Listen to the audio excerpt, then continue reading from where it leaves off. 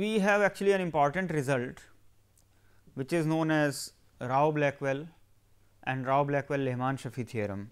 Let me give that result. That will help us in obtaining the uniformly minimum variance unbiased estimators. So,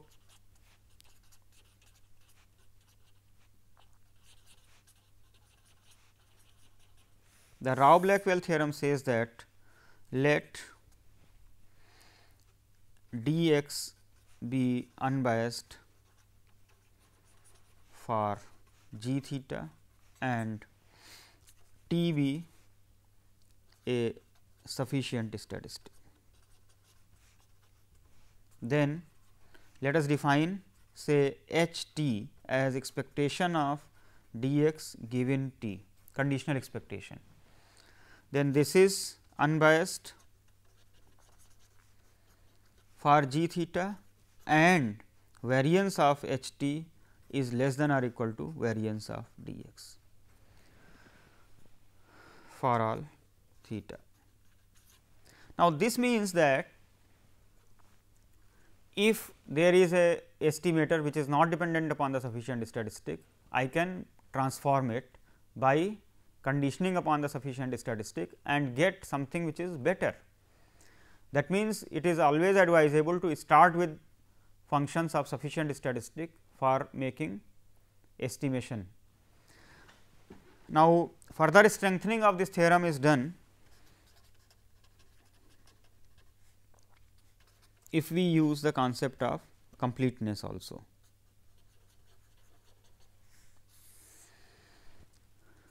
Let T be a complete and sufficient statistic, then H t is UMVUE for its expectation, that is g theta is equal to expectation of H t. Now, this is extremely significant result.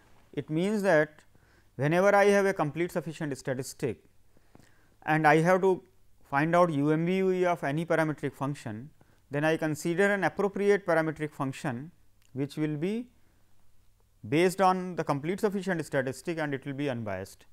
That is all. So, that will become UMVUE automatically. We do not have to do any further proof that it will have we have to compare its variance with any other unbiased estimator, etcetera.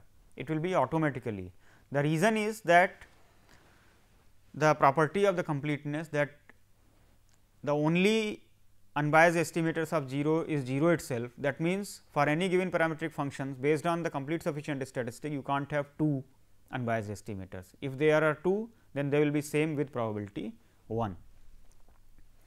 And if there is any other estimator which is not dependent upon the complete sufficient statistic, then that can again be improved by taking conditioning. So, you will get the same one. Therefore, it is advisable to restrict attention to functions of complete sufficient statistic.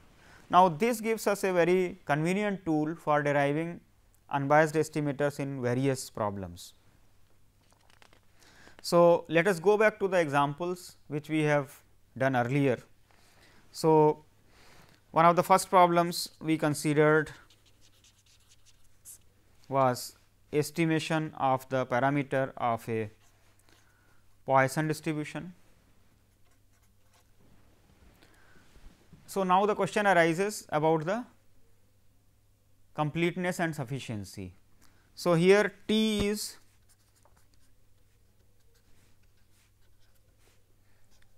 sufficient. What about completeness? The distribution of T is Poisson n lambda. So, if we can prove that the family of Poisson distributions is complete, then T will also become a complete statistic. So, in place of Poisson n lambda, we can prove the completeness of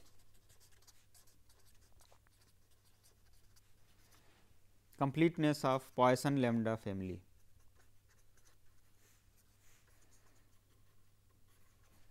Let us write down expectation of say g x is equal to 0, this statement is equivalent to g x e to the power minus lambda lambda to the power x by x factorial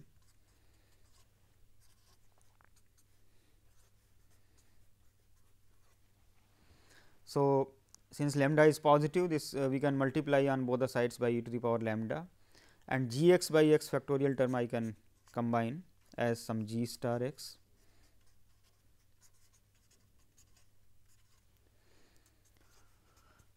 Now, the left hand side is a power series in lambda, and we are saying that it is identically 0 on the positive half of the real line. That is possible only if g star itself is 0, that means all the coefficients must be 0, which is equivalent to saying that g x is 0 for all x, which implies that probability that g x is 0 is 1 for all lambda. So, that means this family is complete. So, this means that sigma x I is sufficient as well as complete. Now, that makes our problem extremely simple. Now, based on t whatever estimator we take, if we take its expectation, then that estimator will become UMVUE for that. For example, expectation of t by n, that is expectation of x bar, that is equal to lambda. So, x bar is UMVUE for lambda. Now, that answers the questions for this, because in this particular case we had written earlier x 1 as an estimator, x 1 plus x 2 by 2 as another estimator. We could have also considered say t 4 as 1 by n minus 1 sigma x I minus x bar whole square. This is also unbiased, because this is the sample variance, and in the Poisson distribution case lambda is the population variance. So, sample variance is unbiased, but this is UMVUE. So, we do not have to consider any other estimator, and we restrict attention to x bar for this one. As far as the unbiased estimation is concerned, we can take help of the complete sufficiency and get the best unbiased estimator. This concept is also useful to estimate certain parametric functions which are not straight away unbiasedly estimable. We had taken an example of the probability of 0 occurrence. Now, we wrote that we can consider an estimator such as say I of x 1 is equal to 1 if x 1 is 0 and it is 0 if x 1 is not 0. Then expectation of I x 1 is e to the power minus lambda. Naturally, this is not dependent upon the complete sufficient statistic. So, by Rao Blackwell Lehman Shafi theorem,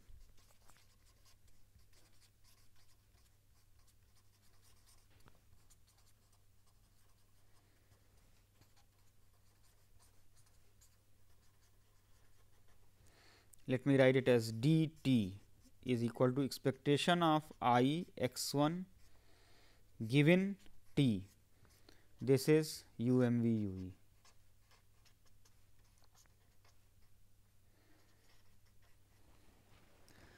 So, now the question comes of determination of dt, that can be determined by using the concept of conditional expectation.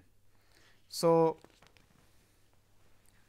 expectation of I x 1 given t is equal to small t, that is equal to probability of x 1 is equal to 0 given t is equal to t, that is probability of x 1 is equal to 0 sigma x I is equal to t divided by probability t is equal to t. We know the distribution of t, that is Poisson n lambda. So, the denominator is determined, the numerator is determined if we make use of the condition that x 1 is 0, then this summation reduces to sigma x I is equal to 2 to n to be equal to t, because the first one is 0. The advantage of writing like this is that the first one is independent of the second term, because this is x 1 and this is x 2 to x n. So, we can write it as a product x 1 is equal to 0 into product of sigma x I is equal to 2 to n is equal to t divided by probability of t is equal to t. Once again we make use of the fact that sum of the Poisson independent Poisson random variables is again Poisson. So, this will be Poisson n minus 1 lambda, that is t follows Poisson n lambda, sigma x I 2 to n follows Poisson n minus 1 lambda, and x 1 follows Poisson lambda.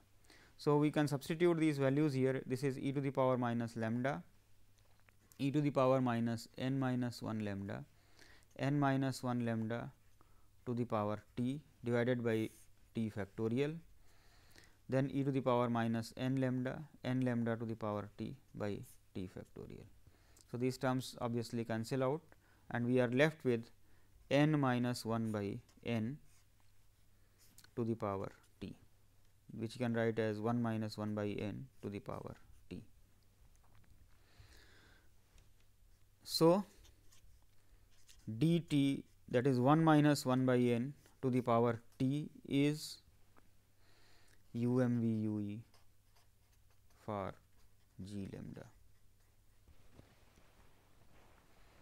So, this concept of completeness and sufficiency is extremely useful for determination of the minimum variance unbiased estimators for given problems. Of course, one may wonder that this estimator looks somewhat different, because we are estimating e to the power minus lambda and what type of term we have got.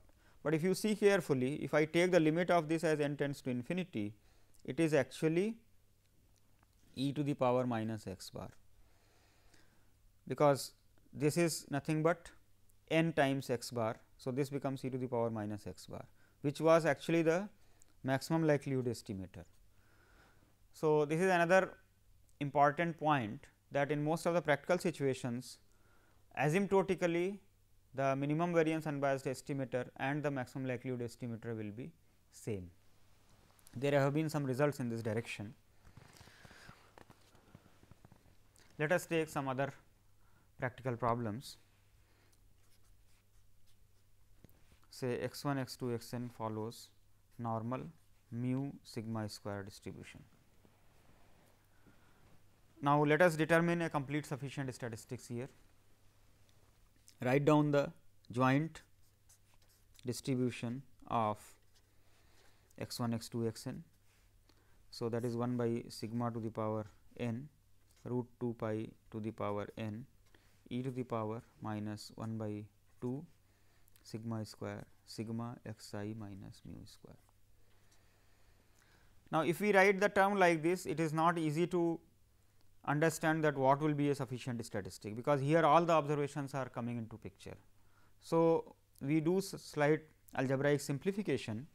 We can write it as 1 by sigma to the power n root 2 pi to the power n e to the power minus sigma x I minus x bar whole square by twice sigma square minus n x bar minus mu by 2 sigma square. That means, we have added and subtracted sigma x I minus x bar plus x bar minus mu square, that becomes sigma x I minus x bar whole square plus n times x bar minus mu square, and the cross product term vanishes. So, now you can see here that this is a function of sigma x I minus x bar whole square, this is a function of x bar. So, we can say that x bar and sigma x I minus x bar whole square is sufficient.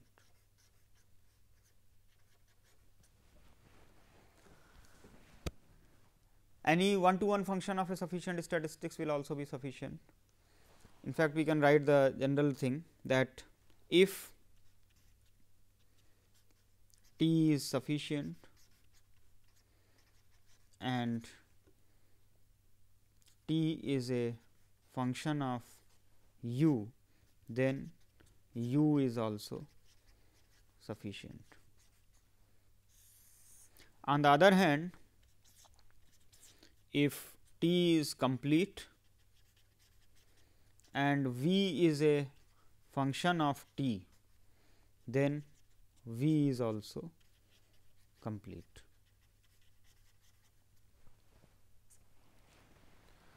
So, this implies that we can also write this as sigma xi square.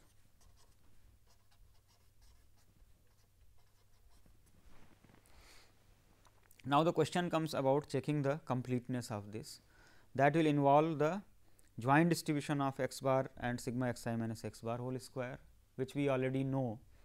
The distribution of x bar is normal and the distribution of n minus 1 s square by sigma square is chi square, and they are independent. So, we can write a proof based on this. However, it may be quite complicated. Fortunately, there is another result, that if the distributions are in exponential family, then a form of complete statistic can be determined. So, a general result in this direction is that consider a k parameter exponential family. That means, the distribution is of the form e to the power sigma theta I t I x, I is equal to 1 to k multiplied by some c theta h x. This is called a k parameter exponential family. This belongs to certain parameter space theta. If theta contains a k dimensional rectangle, then T 1, T 2, T k is complete. Sufficiency is of course obvious because of the factorization theorem, but this will also be complete. If we utilize this one, then obviously here x bar and sigma xi minus x bar whole square will be complete also.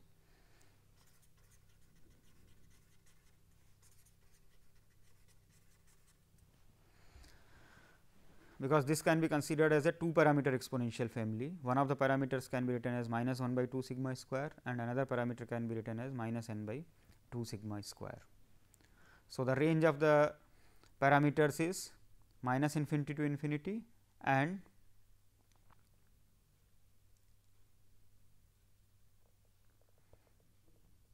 minus infinity to 0, and therefore, this will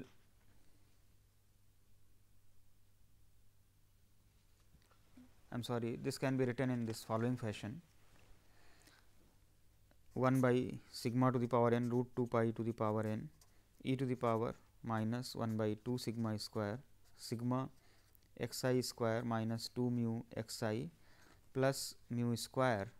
Now, this we write down 1 by sigma to the power n root 2 pi to the power n e to the power minus n mu square by 2 sigma square e to the power minus sigma x I square by twice sigma square plus mu by sigma square sigma x I.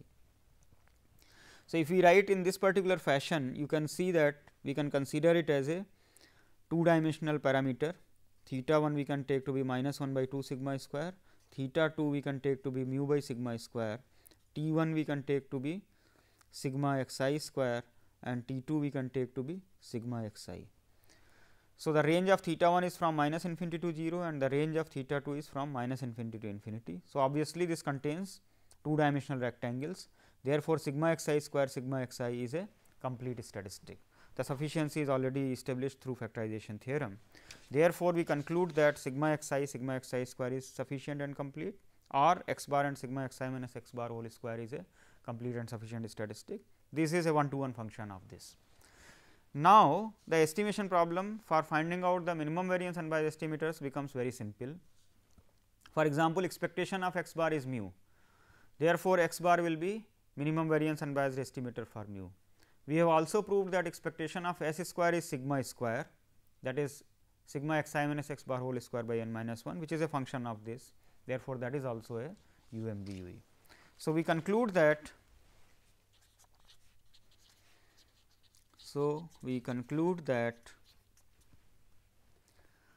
x bar is UMVUE for mu and S square is UMVUE for sigma square. So, we can see here that once the determination of a complete sufficient statistic is done in a problem, then finding out the UMVUE is simply a problem of finding certain expectations. Let us take another familiar example, that is of a uniform distribution. Here we have seen the method of moments estimator was 2 x bar, which was unbiased, MLE was x n. So, we write down the joint distribution. We have seen x n is actually sufficient, but what about its completeness? So, let us write T is equal to x n. What is the distribution of this? It is n T to the power n minus 1 by theta to the power n, 0 less than or equal to T less than or equal to theta, 0 otherwise. If we want to prove the completeness of T, then let us take expectation of G T, that is equal to G T n T to the power n minus 1 by theta to the power n d T from 0 to theta equal to 0 for all theta.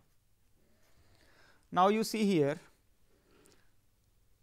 this is a function of T and we are saying the integral over every interval of the form 0 to theta is 0.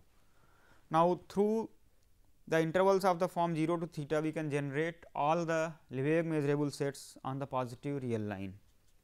That means, we can say the integral of G star T, where G star T denotes this thing, is equal to 0 for all measurable sets A on R plus, which is implying that G star T itself must be 0 almost everywhere on R plus.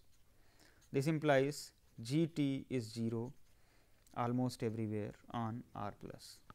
So, this implies that probability that G T is equal to 0 is 1. This proves that T is actually complete. We have already proved that it is sufficient. Now, let us look at expectation of T. So, expectation of T is equal to n T to the power n by theta to the power n 0 to theta d t, that is equal to n by n plus 1 theta, which shows that the maximum likelihood estimator is actually a biased estimator, but we can adjust this coefficient. So, we get n plus 1 by n t, that is n plus 1 by n x n. This will become minimum variance unbiased estimator for theta. So, you can see here that this settles the issue of that which estimator among the unbiased estimators must be chosen.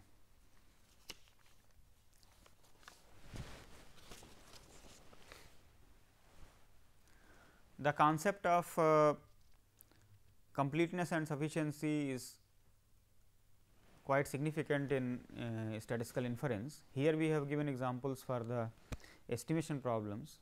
Later on we will see when we do the testing or confidence interval, there also the same statistic plays a role. Here we give some more examples of estimation problems.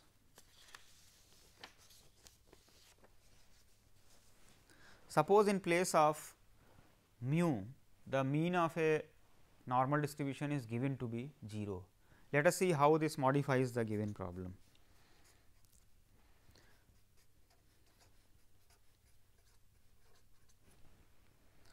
Let us write down the joint density, because all the information will be derived from the distribution itself. So, product of individual densities becomes 1 by sigma root 2 pi to the power n e to the power minus sigma x I square by 2 sigma square. Now, here you do not have to do anything, you just observe that the distribution belongs to one parameter exponential family, the parameter is minus 1 by 2 sigma square, and it is from minus infinity to 0, the range of minus 1 by 2 sigma square, which obviously contains one dimensional intervals. Therefore, sigma x I square is complete statistic. The sufficiency is clear from here. So, we conclude that sigma x I square is a complete and sufficient statistic. Now, we look at the distribution of sigma x I square. The distribution of sigma x I square by sigma square is chi square on n degrees of freedom. This means that expectation of sigma x I square by sigma square is n, that is expectation of 1 by n sigma x I square is sigma square. That settles the issue here. In fact, for this problem, if we find the maximum likelihood estimator, that will be this, the method of moments estimator will be this, and this is also minimum variance unbiased estimator. So, 1 by n sigma x I square is UMVUE for sigma square. Let us compare it with the previous work. When we considered normal mu sigma square distribution, we concluded that 1 by n sigma x I minus x bar whole square is UMVUE. Now, here you see that if the information about mu is there, then the UMVUE is changing. That means, making use of the given information about the parameter changes our inference. A layman will blindly, without knowing the concept of sufficiency, he may just say that okay, once we know that for mu we have x bar and for sigma square we have s square, then he can always use in any given problem the estimators as x bar and 1 by n minus 1 sigma x I minus x bar whole square. Whereas, here you see that if we know that mu is equal to 0, then first of all for mu there is no estimation problem, because we know that the value is 0, and for sigma square also a more efficient estimator is 1 by n sigma x I square. In fact, it is better than 1 by n minus 1 sigma x I minus x bar whole square, because of the UMVUE thing that we have considered here.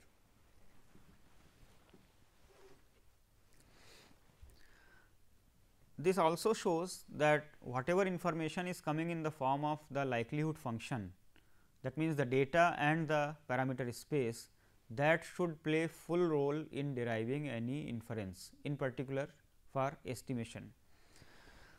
Suppose here we have another restriction, say sigma square is greater than or equal to sigma naught square. Obviously, this 1 by n sigma x I square, which was the MLE as well as UMVUE, becomes slightly unreasonable estimator if it is observed that this value is less than sigma naught square. Let us see how to modify the maximum likelihood estimator. We consider the log of the likelihood function, that is equal to minus n by 2 log sigma square minus sigma x I square by 2 sigma square. So, if we differentiate this d L by d sigma square, we get minus n by 2 sigma square plus sigma x I square by 2 sigma to the power 4, which is nothing but sigma x I square minus n sigma square by sigma to the power 4. You can easily see that if n sigma square is less than sigma x I square, this is positive, that is if sigma square is less than 1 by n sigma x I square, and it is less than 0 if sigma square is greater than this. That means, the form of the likelihood function is that it increases up to a certain value, then decreases. Now, if sigma naught square is here and 1 by n sigma x I square is here, then this solution is all right. Whereas, if this value is on this side, then the maximum is occurring at this point.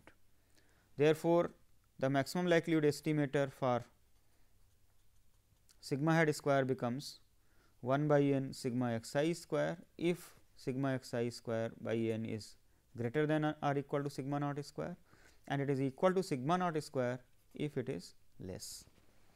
So, here you can see the unbiased estimator does not belong to the given parameter space. Therefore, we have to discard some portion of it and get a modified estimator.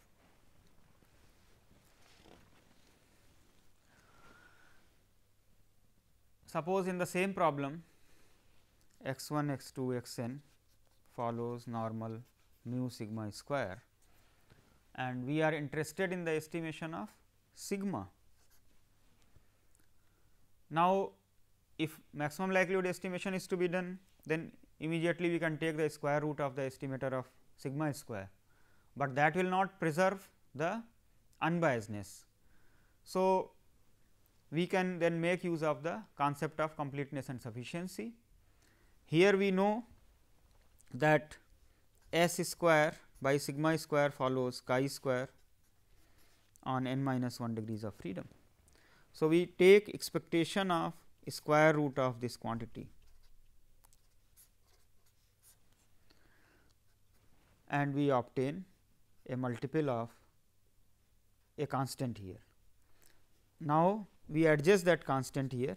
So, we get here n minus 1 by k square root n minus 1 by k s as unbiased estimator for sigma, that is the standard deviation. This quantity which I have written here is actually 1 by root 2 gamma n minus 1 by 2 divided by gamma n by 2, which can be done after certain calculations, because expectation of this will involve evaluation of a gamma function, which can be easily done, and this term will come. So, what we will get that this is UMV for sigma. Now, suppose we are interested in a parametric function, say mu plus eta sigma, which is nothing but a quantile. Quantiles are locations on the distribution, we have defined it earlier. So, suppose this is the normal distribution mu. So, mu plus eta sigma may be a particular quantile, mu minus eta sigma may be another quantile, etcetera, and we may be interested to find a UMVUE of this. Then easily we can see, because of the linearity, we can put x bar plus eta and this particular term, let us denote it by say C n minus 1 sigma, then this will become UMVUE, C n minus 1 s, this will be UMVUE for this parametric function, which we call say theta. So, you can see that for various kind of parametric functions, the UMVUEs can be derived once we have the complete sufficient statistic with us. The only disadvantage is that sometimes the complete sufficient statistic may not exist. That means, a statistic which we are considering as sufficient, it may not be complete. A example for this situation is, suppose I say x 1 x 2 x m follows normal mu sigma 1 square, y 1 y 2 y n follows normal mu sigma 2 square, then expectation of x bar is mu, expectation of y bar is also mu. So, expectation of x bar minus y bar is 0 for all parametric functions. However, probability that x bar minus y bar is 0 is not 1. In fact, this probability is actually equal to 0. So, x bar y bar s 1 square s 2 square is not sufficient, not complete. In this case, we cannot make use of the Rao-Blackwell-Lehmann-Schaffe theorem. In fact, there is another result here, which says that the UMUE for mu does not exist. So, that may happen sometimes. However, this concept is extremely useful as we have seen. In the next lecture, we will be discussing the interval estimation. That means, in place of a single value as an estimate for a certain parametric function, we will give a range of values and we will say that with a certain confidence the parameter lies into that range.